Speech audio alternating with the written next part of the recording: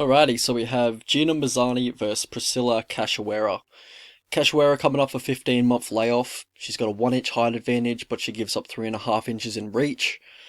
Mazany is coming down from 135. I think it'll be quite, similar size because Cachoeira is quite a big, well, she has a good frame for 125, but I think Mazany should be bigger.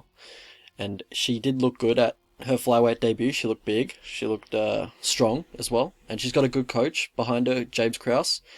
And yeah, so yeah, looks like these guys were born on the same day as well. Cool. Alright. Anyways, break down the striking of these two. So for Cachoeira, we know her style. She likes to stalk her opponent, loves a brawl. She will brawl. Like, if you try and back her up, she'll just brawl because she doesn't want to take the back foot. She'll just stand her ground and start exchanging. She's also got a nice bolo uppercut, which she landed on Chandler Dobson. Naked overhand right. Pretty much a lot of her stuff is power punches. She's looking to knock you out, and she doesn't really set up a lot of her power punches. For Mazany, she has a lot of in and out movement, and not a lot of feints. So when she is closing distance, you can kind of know you can kind of tell what she's going to throw. It's probably going to be the straight left, as she's in southpaw. She also looks to forward pressure to eventually help with her takedowns. But yeah, her head doesn't move, so I can see her getting caught by Cachoeira a few times. Cachoeira will catch a kick, throw an overhand right. She is basically just all power hands. She's looking to knock you out pretty much. One thing that could help Cachoeira's career and make her have a little bit more success on the feet would be if she learnt to cut off the cage, because generally she's just looking to follow. Well, she's just looking to stalk her opponent, and she just ends up following them around the cage. And she's very flat-footed, so she doesn't cut very sharp angles. She's just straight in front of you in a very linear manner. And her hands are low pretty much all times. Hands are nowhere near the chin. Hands low off the clinch break. It's how she gets caught a lot of the time. She is very flat-footed, squares her stance quite frequently, which could lead to the takedowns of Mazany. Mazany will go for a double leg, drive it to the fence, look to finish there. She will look to grab the body lock and go for that outside leg trip. She had a lot of success with that against Rachel Ostovich, and she looked for mat returns from the body lock. She looked very strong in that position. But yeah, once she does get it to the mat, she can look to advance position a little bit too hastily, or try to take the back a little bit too hastily. And with her takedowns, she can shoot from too far out. Also telegraph her takedowns by reaching with her hands before even just committing to the shot, really, with her hips and her legs. For Priscila Cachoeira, once she does get taken down, she looks like she has a very loose guard. Doesn't look like she has the best offense off her back. Also, her clinch escapes need work. Once you do get in the clinch, she just looks for punches pretty much, and kind of waits for the opponent to disengage from the clinch. She doesn't seem to have the greatest clinch escapes. So yeah, how these guys win fights. So for Priscila, she's durable, she's got a good chin, she won't stop coming forward. She seems to have a bit of raw power for the weight class, for the relative to her weight class. And Mazany, she has a good frame for the division. She seems pretty physically strong. And yeah. So how these guys lose fights. So for Priscila, she has very poor strike and defense. And for Mazany, I don't think she has the best strike and defense either.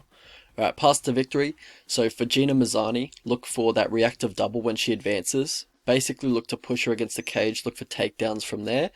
Once you get on top, look for control. Look to take the back. Don't bother with mount, because she'll probably just look to buck, and it's just such a precarious position in MMA. So just look for the back. She'll give it up eventually. For Priscila, it's the usual game plan. It's coming forward, not being too over aggressive, because you'll walk on the takedowns, but just being smart with your forward pressure, looking for that uppercut quite often when you get close, or when she tries to shoot from a distance, because she does telegraph her takedowns. So look for that uppercut that you knocked Shanna Dobson out with. So how I see the fight playing out.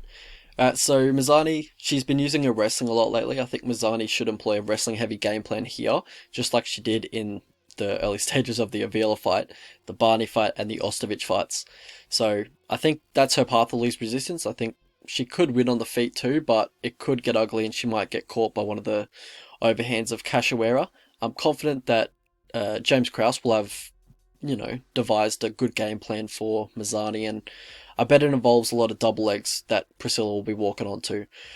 Cachoeira only travels in one direction, that's straightforward, so I think it's just level change city for Mazany if she really wants it. And yeah, so Cachoeira's been pretty fortunate with her matchmaking, in my opinion. I think she's had the best matches that she could have possibly gotten from the UFC, aside from the Shevchenko match, of course, but hasn't faced many wrestlers. And I think that could be a real bane of the type of style that she likes to come in with. Yeah, from a small sample size, however, her takedown defense doesn't look great and her bottom game looks even worse. So I think Mazany should dominate for most of the minutes of this fight. Probably a few hairy moments here and there if Priscila does catch her. Or find a finish. I think Mazany should find a finish by obtaining dominant position at some point, finishing Cachoeira, but I wouldn't be surprised if she just 30-27s her. Alright, so yeah, as you can tell, Gina Mazany, I think she wins. I think she wins by submission. I think she gets the rear naked choke, takes her back somehow, and then finishes it from there. And I think she wins this fight around 65 to 70% of the time. I think she should win. Priscila isn't very good. Really should beat her here. And I think it's a good stylistic matchup for her as well. So yeah, what price I would bet her at would probably be $1.60 or minus 165 for the money line. I want a bit of an edge. I know it's a big buffer between where I cap the fight and where I bet the fight, but it's just because I want an edge, just because it is Gina Mazany and it is lower level women's MMA, and usually I would just bet the dog in this spot where it's just two lower level women's MMA fighters. But in this one I think Gina Mazany should win. She has a really easy path to victory in my opinion, and she's just a much better fighter. I think Priscila is nowhere near the UFC level. But one other bet I was looking at was fight doesn't go to decision. And if that's like if that's like $3.30 or plus 230, then I'd probably have a look at that, because I think either Gina submits her or Priscila knocks her out. I think that happens around 30% of the time. So yeah, I do think it generally goes to decision more likely, but I think a finish is on the cards. So yeah, that's my thoughts on the fight.